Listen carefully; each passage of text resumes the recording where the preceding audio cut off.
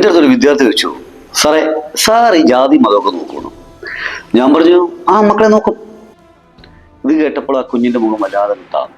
ഞാൻ പറഞ്ഞു, മോനെ നീ ഉദ്ദേശിച്ച ജാതി മതവുമല്ല ഞാൻ ഉദ്ദേശിച്ചിരിക്കുന്ന ജാതി മതവും. എൻ്റെ കാഴ്ചപ്പാടിൽ മതം രണ്ട് തരത്തിലാണുള്ളത്. ഒന്ന് ഉള്ളവനും രണ്ട് ഇല്ലാത്തവരും. ജാതിയും രണ്ട് തരത്തിലാണുള്ളത്. ഒന്ന് പോസിറ്റീവ് ആറ്റിറ്റ്യൂഡുള്ള വ്യക്തികളും രണ്ട് നെഗറ്റീവ് ആറ്റിറ്റ്യൂഡുള്ള വ്യക്തികളും. കാശുള്ള വ്യക്തിക്ക് പോസിറ്റീവ് ആറ്റിറ്റ്യൂഡ് ആണ് എങ്കിൽ അവർ ഒരുപാട് ഉയരങ്ങളിലേക്ക് കയറി പോകും.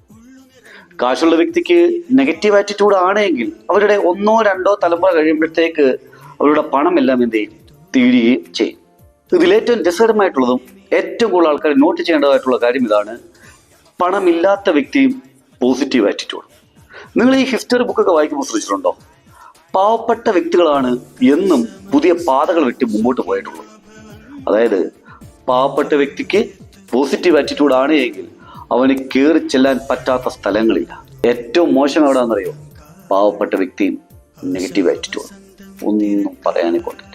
പിന്നെ നിങ്ങൾ ഉദ്ദേശിക്കുന്ന ഈ ജാതി മതമില്ലേ, അത് ആ ഹോസ്പിറ്റലിലെ നേഴ്സ് അങ്ങോട്ടും ഇങ്ങോട്ടും കുട്ടികളെ മാറ്റി വെച്ചാൽ തീരാവുന്ന പ്രശ്നമേ ഉള്ളൂ.